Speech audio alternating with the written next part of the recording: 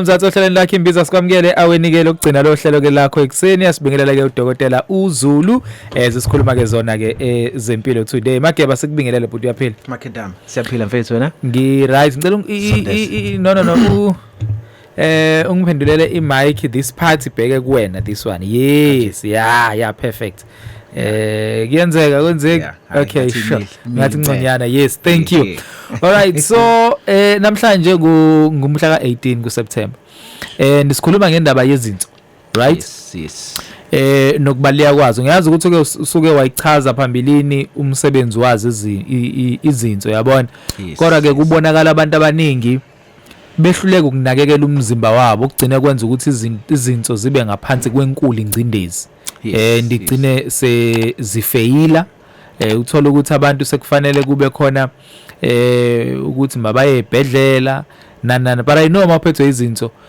kuyinkinga ngisho ukuhamba especially mawugibeleke imoto make imoto yashaya ihamba then ukhala inyembezi uyabona hey yeah sure asingene kuyona zinzima indaba yezinto inkulu futhi kakhulu izinto nje manje mfethu just ukukhela phezulu one zinemfanisi zamaningi emzimbeni but enkulu yawo azibayi makhulu wonke ukusefa ukungcola emzimbeni ukukhuculula bese kwakhe kumchamo ngezansi ezinye zazo ukwakha igazi emzimbeni like red cell production abantu abaninkinga izinto bajoba neanemia thothi igazi level iyehla ukucontrol BP emzimbeni ukulungisa sawuthi babe right bangabe phezulu kakhulu bangabe phansi kakhulu so once zaba nenkinga manje izinto ayibonakala inkinga izimpawu zakhona non specific so makuthi awuyiscreen makuthi umuntu oku high risk then gcina ubona usunenkinga enkulu mhlawumbe umzimba usuvuvukele mase sibheke izinto selimele kakhulu ngaleso sikhathi so si classify as one of diseases of lifestyle ngoba izinto ehambisana nazo o-BP oshukela nanani kuningi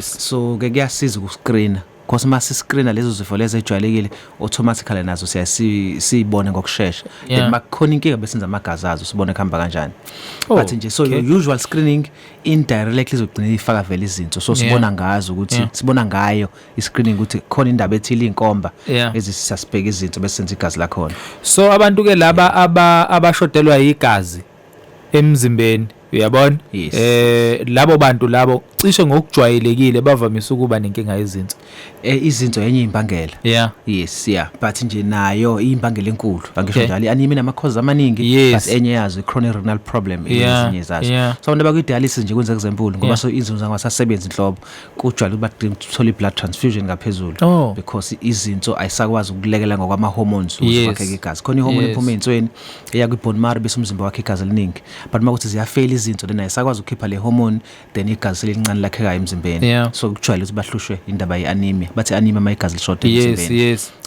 bese ke simanage yona ke plus nazo izinto but kodwa ke igoal yethu ukuthi asimqwashise umlali ukuthi inkinga yezinto iba khona ukuze menze ama screenings akhe then sikwazi ukuthi sivimbele ama conditions agcina simhlupha esephazamisa izinto njengoba nginenkinga ukuthi manje ngiya esibhedlela kumele ngiyokwenza i-dialysis so ngisuke ngiyenzani kahle kuzona izinto okay so now izinto mawusudinga i-dialysis usuke usunento esibiza ngokuthi end stage renal disease la khona izinto sekulimele i-tissue yazo ngendlela yokuthi ayisakwazi ukusefa so now uma senza i-dialysis sikunikeza senza umsebenzi ofanele wenziwa izinto okay sure so kahle sisebenzisa umshini ukuthi umshini usefe umzimba njengoba ubuzosefwa izinto ngokwazo so ufaka emshinini umshini usebenza njengezinto angisho njalo inverted commas busukuba wona uzokukhucululela lama toxins lo dodo khona emzimbeni wenza by indalo bese kwakhe umchamo so yona dialysis leyo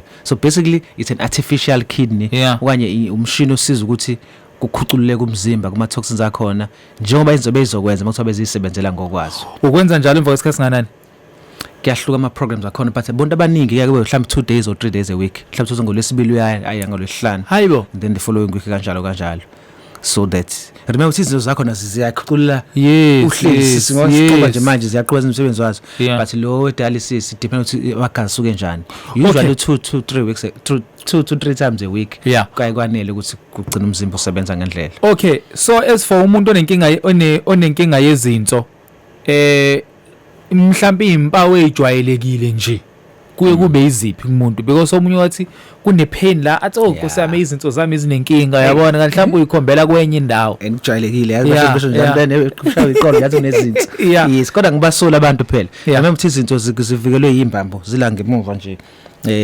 simo bokubamba lokugcina ezantsi shona ngemuva zikuleyo ndawo zo2 so ama pains kuyenzeka vele kube ezinye impawu zezinto but impawu nje ejwayele ne obvious ngase lezi encane khona iningi ezansi non specific ngeke ukukhathala kakhulu kodwa lezi obvious ejwayelekile uvukala nje emzimbeni nje manje ukuqala kuvukala inyawo kusho emaqakaleni kunyuke kuze emadolweni kunyuke kuze kuma hips kuze isiswini kwesinye isikhathi ethambe even ngasesifubeni sakhe saphefumuleke nala kahle because umzimba awukwazi ukuhandlisha amanzi so ke amanzi bese accumulate emzimbeni bese into ebona ngokuvuvukala ukuvukala ngokujwayeleke ukuhambisana ne difficulty in breathing because now kuba khona ingcindezi eba khona kwi diaphragm and also sometimes amanzi yenza kabi ukuthi amanzi aba khona even around inhliziyo akusaphefumule mhlawumbe nama chest pains or une difficulty in breathing uma uthi uyalala nje manje akwazi ukulala flat embedeni fana phamisa umbhede engathi wenza ubo L noma afake continental ngemuva asakwazi continental because kumele flat then ingcindezi bakhulu iba mningi emaphashini okanye isifubeni thosa saphefumuleki uhamba indlela encane kube ngisolangela eminyango angisakwazi ukuphefumula fanele ngiyime ngidonsa umoya ngiphinde futhi ngiqale futhi again ngihambe futhi ngiyomahlambe lapha akwazi ukuhamba nje straight ngoba uphelela so uqala kube difficult in breathing on serious exertion gcina vala kulokuba i difficult in breathing uzingisho wenza into encane abanye babe ne difficult in breathing ngisho behleleke nabe ngenze lutho so ama levels akhona so ke kuyahambisana with that iBP engalawulekile mhlawumbe nazi impawu zokuzoxuba nama conditions vele remember ukuthi iBP iba nomthele ensweni which is why umuntu one BP fanele every 6 months minimum 6 months ngaba unyaka yenza amagazi ezinto ngoba siyazi ukuthi iBP izoba nomthele ensweni then makuthi ngoba u high risk already fanele sibheke izinto zenze njani ke zona yes amaphilisi ayasebenza but zenze njani izinto so kubalekile even usugar as well ukuthi inthambo yegazi inthambo yegazi ensweni yena kuyaba nokuncindeze bakhona ensweni so ke siyakumonitor nazi izinto futhi umuntu unoshukela one dyslipidemia amafutha aphezulu kakhulu but most into ichaza ama disease of lifestyle lawo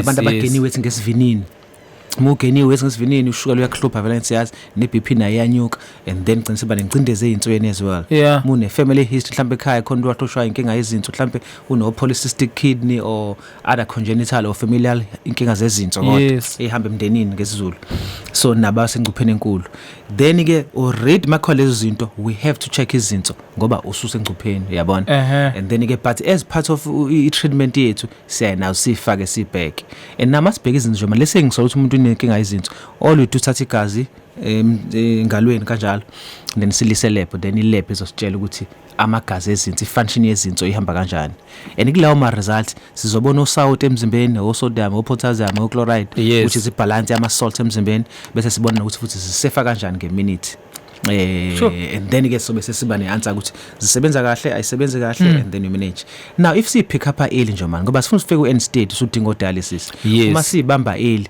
then siya control I condition le efaka izinto phansi kwencindezi for example sinto bene ushukela ongacontrolekile then mas control ushukela kahle then siyazivikela izinto ukuthi zingabi phansi kwencindezi then sezinenkinga ezigcina sizodinga dialysis ngihamba kwesikhathi because dialysis is the end result asifuna ukufika lapho sifuna si manage and control them sibambe zingafiki lezi wazi uyisebenzela ngiyakwazi ukuyireplace ikidney yami ngithatha ikidney kaMageba yenza into kanjalo ngigcine sengine kidney eyodwa esebenzayo yes muhle umbuzo ezivalo so nje umuntu uyakwazi ukusurvive ngenze eyodwa by the way ngiqala ngihighlight lokho so lesi mhlambe khona insizwe ethinteke kakhulu enye kodwa yakwazi ukubamba ifunction yomzimba then le yakwazi ukumcarrisha but mase zilimele zo2 then unfortunately ke so ke now remember ukuthi ukuthola inswa akuyonto elula because fanele kwalithola idona ozoba compatible nayo kubhekwe emndenini nangaphandle komndeni isikhathi ukuthola umuntu so while senza leyo process because once sesibona ayisasebenzi nje ayisakwazi ngesarikabek by the way eso mayilimala izinto ukureverse mase ilimala kakhulu ukwazi uyireverse versa. This is what udinga dialysis. Ugcina udinga into futhi emva kwalokho. So ke while isibheka umuntu ozokwazi akudonethele into, then fanele uthola dialysis vele ukuze umzimba phela ukwazi ukufunctiona ngendlela. And then ke eventually ke mawusiyamthola kumuntu ozokudonethela into, then ke bese ke athola kuthani bese uthola transplant ke leyo nto, then ukuze umzimba ukwazi ukuthi uyisebenzele ungabe usadinga ke dialysis. Etholakala kalula. Kunzima inkinga ukuthola idona nezo futhi ufuna ukudonethela ngaphela fanele uthonto compatible no onalo intshiselo ukuthi akudonethele. Futhi nakhona kufanele kube mhlambe uthola mhlambe umuntu mhlambe ocaphuna kusale mawufuna ukuthi kulokhozi mawufuna mhlambe ukuthi ne process yakhona ithi ukushesha, because I know nje ukuthi mengase manje uthi uyakhulumeni ilist mhlambe yinde ngendlela eyisimanga akusiyo into engaqhamuka nje ngokuphazima kweza. Unfortunately list into kodwa into ekhuluma kakhulu ukuthi uzothola idona compatible because ungathola mhlambe mina compatible with you but angekho compatible with him, so vele imthobo edinga into but he can't use it ngoba ngeke ize izoshayisana, ngeke ize umzimba uzongayithatha. Can't we use into yomuntu osoke seshonile? Because ekugcineni njengoba eseshonile vele ngeke isasebenza leyo nto unless kuthiwa izothatha kuyokwenziwa whatever ezobe yenziwa, yabona. But asikwazi ukusebenzisa yomuntu vele osoke seshonile. Sinomuhle umbuzo again. That is why nje manje nafanele sifundise nale futhi ama organ donation. Ukuthi abantu ma ebeshona uyakwazi ukusana amaphepha before ushona ukuthi ama organs akho ama organs ungahanjiswa for donation. Ngenza example nje mhlawumbe umuntu ulimele, amehlo aright awanankinga, inhliziyo right ayinankinga, izinto ze right ayinankinga, uyakwazi ukuthi usayine ukuthi makukhona udinga ama organs akho angakasa wasebenzise kodwa kufanele usaphila leyo nto ukuthi masushonile and then ke bese ke ukwazi ke then ke if in that case now uthi asithi udonise ngehlo then makhona udinga ihlo ongaboni bengalithatha ihlo lakho liyo donate that person. Then they can run ama tests before ukuthi nekhamba kanjani, but yes kuyenzeka lokho. So there is a system in place ukuthi uma ufuna ukudonate ngama organs makuthi uyahamba mhlawumbe ulimele noma unenkinga ethile mhlawumbe uyasabotha une terminal illness but khona ama organs akho ase right ukuthi angasebenza komunye umuntu. Ikhona into njalo. So ke ngamanye amazwi ngingakwazi ukuthi mhlambe sithi nje emndenini uyabona sisodwa sayini ukuthi should kwenzeka kukhona odlulayo kuthina kukhona into edingakalayo then sizoyisebenzise yakhe within umndeni kunzima ukuthi uzoyidonethela ngoba phela remember fanele singaba semndeni odwa but uthi mhlambe ama organs ethu somehow ngokwe immunology nanani awekho compatible. You can donate to anyone udinga lawo organ ngoba bazowa testa but le ukuthi ngizodonethela ubhuti wami noma usisi wami it's a bit uyabona I'm sure ingenzeka but nakhona you need to run izinto ezithile to see compatibility uthamba kanjani but kodwa ngokwe DNA you are likely to be compatible nomuntu wasekhaya ngoba nifuze ngathini ama genes ufuzo li more or less similar. Same as igazi, you can not as you can't ungakwazi ukugcina igazi for yourself, uyakwazi ukugcina igazi donate to anyone a stranger ongasazi. So but ngenzeka ukuthi igazi lami alifani lapho wami ngoba ma lentozana into ejwayelekile uyabona. Uyazi ngicabangisa enye into ke manje kusho kahle khona abantu esihlangane nabo sithi uma sibabuka noma sixoxa uthola ukuthi akangibuki ngehlo lakhe. Mfiqalile. No, sikona uqinisile kodwa. No, guys, serious. Uyabona ukuthi ube i recipient yehlo then akakubuki ngehlo lakhe lendalo. Exactly. I wonder what that means though. Now. Jesus. Sure. All right, so izinto zingaba nomthelela kumathambo.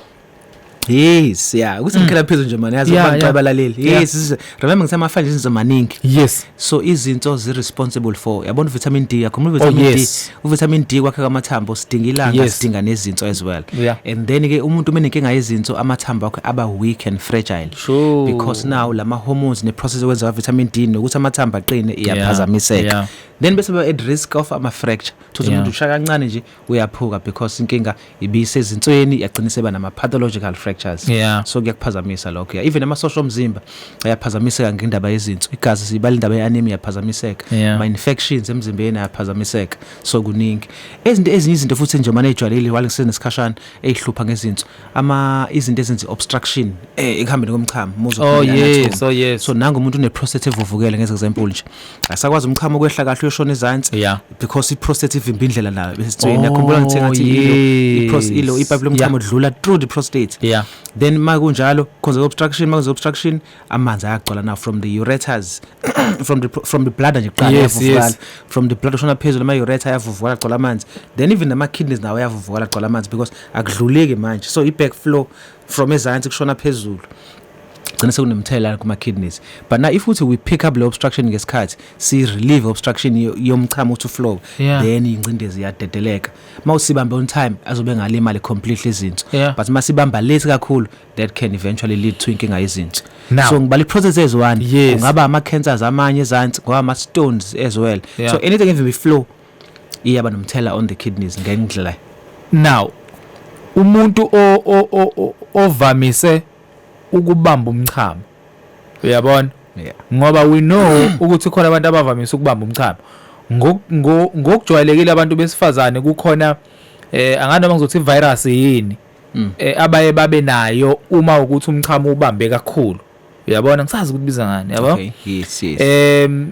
kodwa thina ezabantu besilisa uyabona uma sengubambe kakhulu umchamo but ngicela uba include nabantu besifazane uma kuthi ngibamba umchamo kakhulu kungaba nomthelela kuzona izinto idea engeyinhle ukubamba umchamo yesifana umchamo uma usuwakhekile uzosho uhambe as soon as uthola ichance ukwazi ukuya ngaphandle ungawubambi because kuyiyona exercise enhle akuyona ithwani akuyona umkhubo omuhle ukwenza lokho it can put you at risk remember mangivimbeka iflow again infection easily set in so umchamo uyawusize ukuthi kuvoid okanye kuwasheke down amagciwane asuke efuna ukunyuka ezephezulu ezoba ngema infection ama UTI ngegama okay so nje ukuthi uma usuphiza umchamo ukwazi ukuthi uyekhulula ukwazi ukuthi udedele umchamo so that ungaphazamisa ezinye izinto ama infections nje manje actually lesi bantu besifazane but it's mainly because of anatomy remember ukuthi i-anus ngemuva iseduze kwe part ngefront so ungcola kuswakalwa from back to front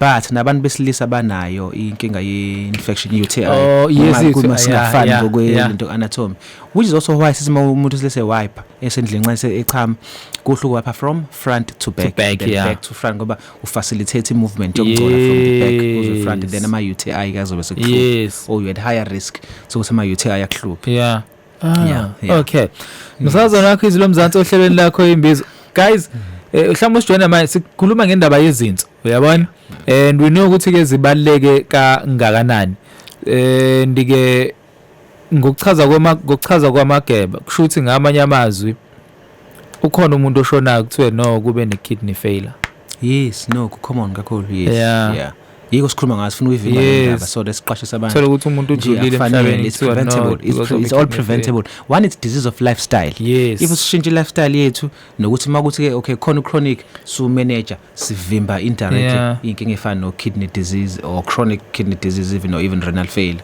so kubalekile while sikule topic ezwe nje manje indaba ukuphuza amanzi futhi into esimple ndodo nje ukuphuza amanzi ngeke usesenza amagazi ezinto sithathe inzo zomile sithi hambe phuza amanzi ungiphe noma nje few days awaphuza amanzi umuntu by the way at least 2 to 3 liters of water per day is enough ukuflasha your systems but where amgwe ukuthi nje manje ungafika ube nezezomile uma uthi inkinga bekuthi womile kodwa uphuza amanzi ngiphinda amagazi emva ka 2-3 days abuye normal it just shows ukuthi nje all you need ukuphuza amanzi yenzeka zome kuflasheke plus izomile ngesizulu but kusuke ukuthi I safe as a result ke accumulate izinto so that izomile but when you drink water because futhi mose jahe kakhulu sikufaka nje drip mhlawumbe fanele wenze CT scan ngezexample sikufaka idrip 2-3 liters of water mose use umzimba right siphinde izinto sezicorrectekile siqhubeke nempilo so i-practice yamanzi mfethu ibalekile hlezi ngistress again kubalekile nakubantu ukuthi nje kuyasiza ukuthi sivimbe nje inkinga zezinto ayaba namatshe amanzi izinto yes uyaba namatshe kungaba seyinsweni phezulu liyenzeka thothi itshe liqale phezulu lehle kuma ureter ezantsi all ize kwi bladder as well all lehle futhi lephuma kwi ureter amanzi ayaphuma nomchamo but yes ungaba namatshe kwi kidney system yakho yonke kusukela entsweni all the way down yes ikhona icase eniyaziyo where into itshelakela abaphakathi kwinto. Yes, asukenzeke insweni vele phakathi.